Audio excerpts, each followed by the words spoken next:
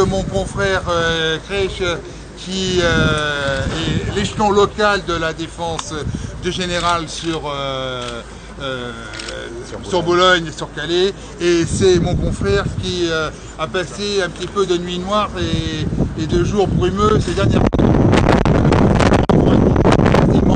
sur la façon dont s'est passée la garde à vue détention, puisque aujourd'hui il devrait être libre depuis longtemps, et au lieu de ça on ne me l'a pas présenté quand j'ai voulu me le faire présenter, et d'une part, et d'autre part, il est à l'hôpital et je vais de ce pas voir dans quel état il est, puisque j'ai un certain nombre d'inquiétudes concernant.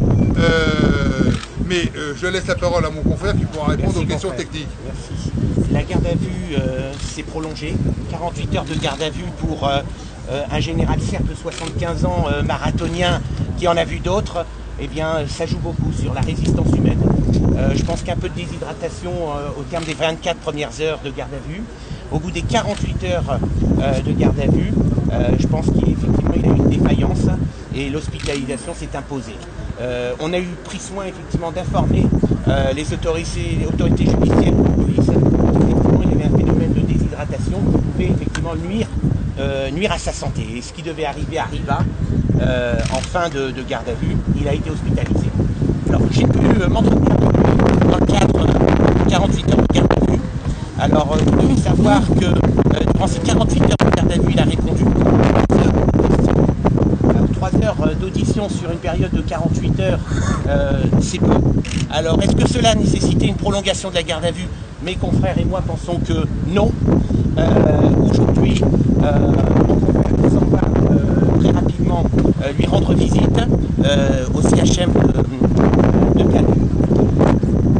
Nous allons tenir communication avec l'ensemble des pièces, l'ensemble des déclarations. Nous avons la possibilité de produire des vidéos, des enregistrements sonores pour montrer dans quelles circonstances l'interpellation a eu lieu. Il faut savoir que dans les coups de semonce, eh bien, le général répondait aux questions des journalistes, donc il était en dehors de tout cortège, de toute manifestation. Suite au premier coup de semonce, donc il n'a pas entendu. Suite au second coup de semonce, il avait demandé effectivement à ses collègues de se disperser. Et donc c'est face effectivement le dos à la maréchaussée qu'il rentrait, qu'il repartait chez lui. Et là, seul, il a été interpellé, manu militari, violemment.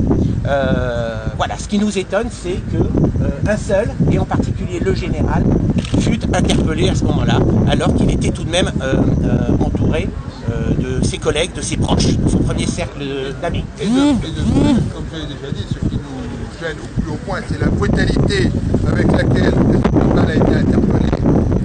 On n'interpelle pas un officier comme cela, on n'interpelle pas un homme comme cela, et certainement pas un officier et un serviteur de la France comme cela, et maintenant il est à l'hôpital. Alors je viens d'avoir des propos assez conséquents avec le procureur de la République près du tribunal de grande instance, qui je pense ne mesure absolument pas la responsabilité qui est celle du parquet. S'il arrive quoi que ce soit au général, je vous ai dit tout à l'heure que je demandais la démission de Cazeneuve et Turvoise. S'il demande quoi que ce soit, s'il arrive quoi que ce soit au général, c'est pas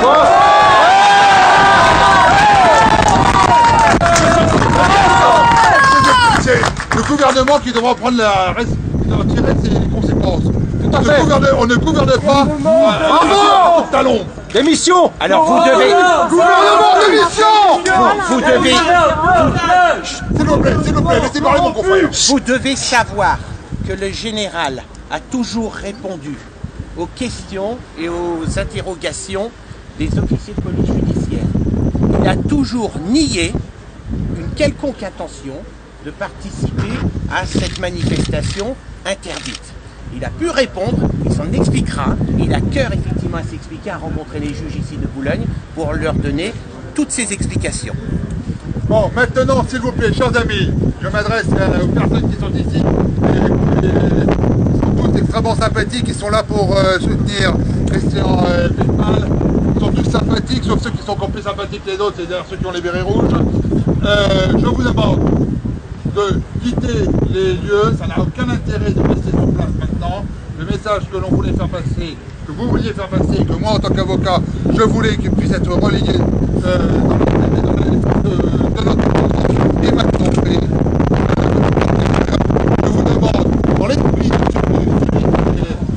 celui qui est au Pygmal, c'est-à-dire dans la discipline de vous retirer. Et avant, je vous propose simplement, parce que les lieux sont particulièrement et si près, et qu'il y a des drapeaux français, ils sont à l'heure de chanter avec nous la Marseillaise. Bravo!